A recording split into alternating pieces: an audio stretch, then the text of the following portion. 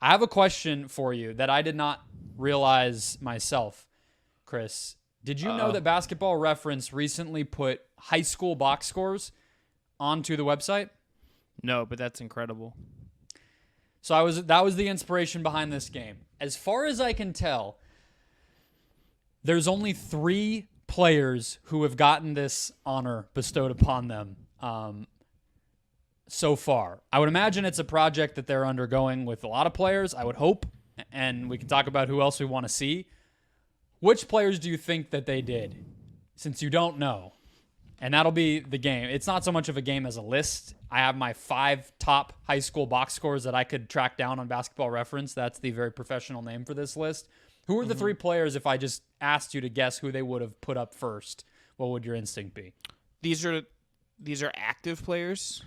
No, they're 3 players from throughout history who had prolific high school and college careers and are, legendary players that Basketball Reference apparently is putting a bunch of extra stats up for.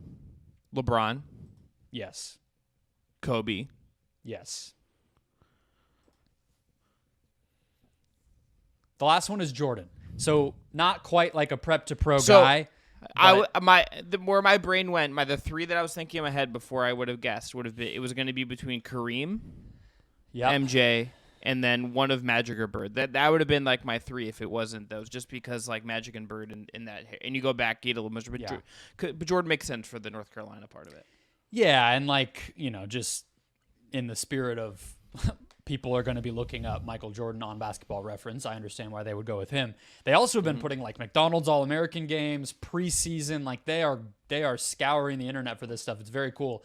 But yeah, since you answered the question of who you would want to see them add next, which is going to be how I wrap this, I had Kareem. That would be awesome. He's apparently like the most legendary high school athlete that has ever walked the planet, is what the stories seem to indicate. And then Kevin Garnett would be the other one for me. Yeah, another one. Another prep to pros guy who was pretty sick apparently in his day. Amari Stoudemire would be a good one from a Phoenix standpoint because I'm a homer, but all right, so my list is, again, top 5 high school box scores that I could track down on Basketball Reference.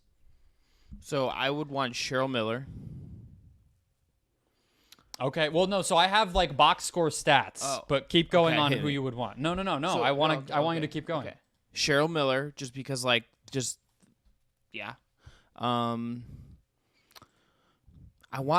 kind of want, in this moment, Caitlin Clark's.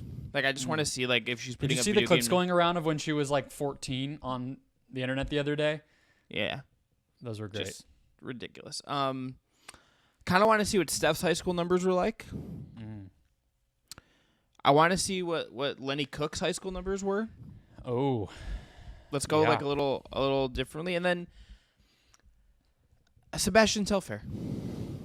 Give me I want 2 weird ones. I want 2 esoteric kind of off the beaten path, not just so I can go back and guys who didn't work out for whatever reason kind of things. Bill Walton would also be one, just to see what was Bill Walton up to in high school. Besides, I thought of Bill Russell because he was another one of those that was supposed to be just legendary. Back when people were multi-sport athletes and basketball was just one thing they did, and they would get off the track and go drop 60 out of nowhere.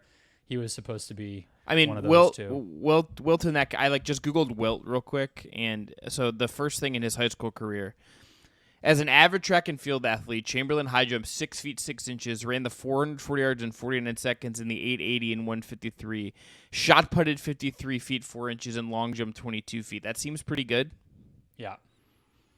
So yeah, use sports specialization. I mean, we're not sports scientists here, but it seems pretty bad. Let kids mess around and be athletic and have fun, and then let them, go pro when they're 18, not 8. But all right, so here's the 5 that I could find. All right, number 5, Kobe Bryant goes for 26, 17, and 10 triple double in his sophomore year of high school in a win. These are all wins. Number 4, Kobe Bryant 40 points in 3 quarters in January of, I believe, his junior year. The top 3 are great. Number 3, Michael Jordan, 37 points and 17 made field goals. So that's just all 2s. In a win on February 3rd, 1981, which I believe was his junior year. He also, this was kind of a funny thing to go and look back because there's all those legacy, the legendary stories about how he was on JV and got cut and whatever. Very much embellished, but if you look back, these box scores are here now. He sucked in his freshman and sophomore, like the last game of the year whenever they would have gone out in like the state tournament. He was pretty awful, which is kind of funny to look back on and actually have data for. And then number 2, Kobe Bryant goes for 50 points in his final high school home game, February 21st, 1996. It just made me think of the last game at Staples when, what did he score, 60 in that game? Mm-hmm. It was just part 1 of that, and we didn't know. And then LeBron, number 1. LeBron goes for 50 points, 11 threes made, and 9 rebounds in the spring of his final high school season right before he was about to get drafted. 50 points. I wanted it to be higher than that, I'm not going to lie. But then I was reminding myself, high school games are very chaotic and short compared to college and the NBA. So what are you going to do? But I wanted like 80, 18, and 15. It didn't pop up that way. Yeah, high school numbers are weird, and some places don't have the shot clock.